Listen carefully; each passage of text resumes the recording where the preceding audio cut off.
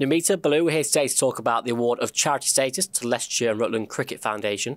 Namita, can you tell us a little bit about what that is and what it involves for the foundation? Yes, we received officially our confirmation from the Charity Commission that we are now registered as a charity, so we're officially now the Leicestershire Rutland Cricket Foundation. And Ballu, what does that do for the foundation in terms of expanding the reach of delivery of projects across the county? Sure. I mean, having charitable status it enables us to really go out into the community.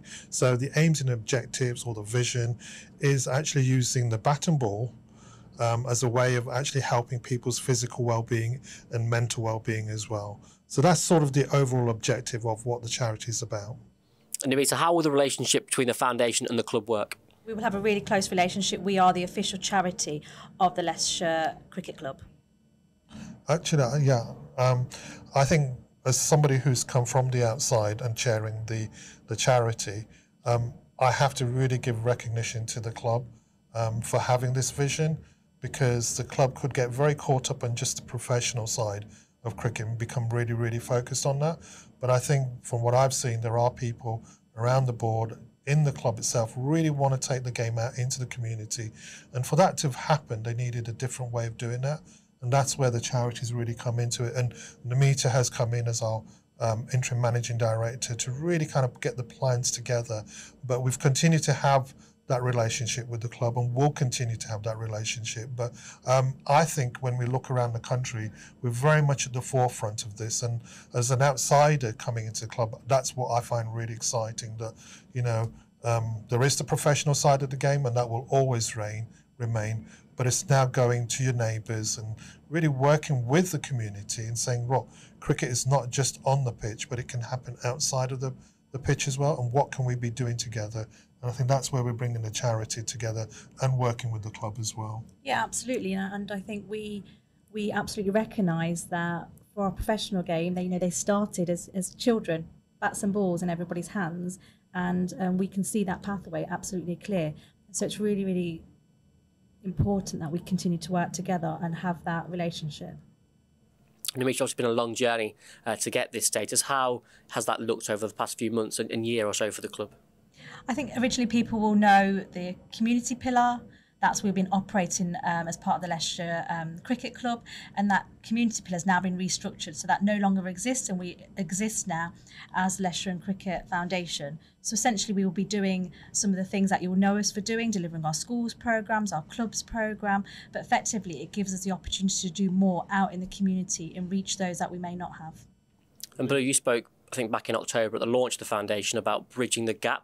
How will the charity status further help Leicestershire and the foundation to do that? Right. So as Namita says, we've already got a traditional programme that we're already doing, and we really want to build on that.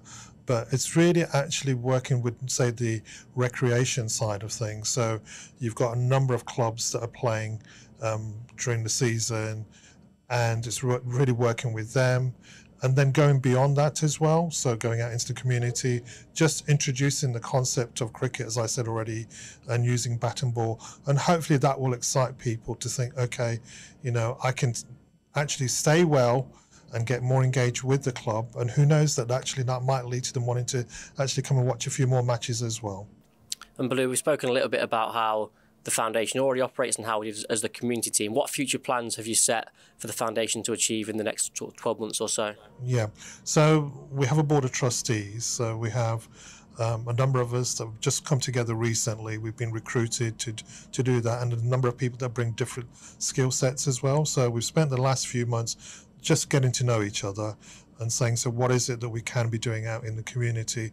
What I've already said, we want to keep the traditional side, what we call the community pillar, we want to keep that going. And now what we're doing is saying, so what is it that we could be doing out in the community? Now, in order for that to happen, and being a charity, part of what we've got to think about is actually a bit of fundraising in order to do that. So what we've identified that we need a group of people that actually links with the community.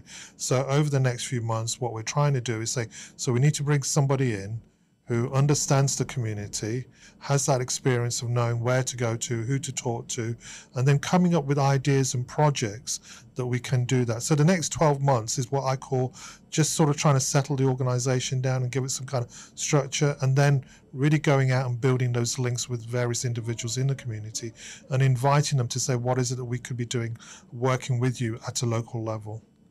And I think it's really important that we go out and we get to know our community. I think, we can't assume this is what they want. We want to go out, get to know some of our community. So previously we've spoken about getting to know some of the faith groups that we haven't engaged with before, like the pagan community, the Rastafarian community, and doing something more than the traditional programmes, as Ballu have said. So the next 12 months is about getting to know our community, finding out, and then inviting them in to get to know us as well.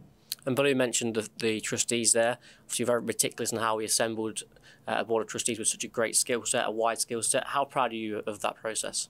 Oh, extremely proud. It's been a long year, Jack, to get to this point, and it was really important to get the foundation right, and that was recruiting that board of trustees. So we have 10 strong trustees, chaired by Ballu, and everybody brings different expertise, from finance to equality, diversity, inclusion, to recreational cricket at grassroots level, and women and girls, which is all really, really important to us. So with that strong leadership and governance, that stands us in good stead for what we'd like to do. So this year it's about that 1 year strategy to find our feet, really, about what we want to go and do in the future.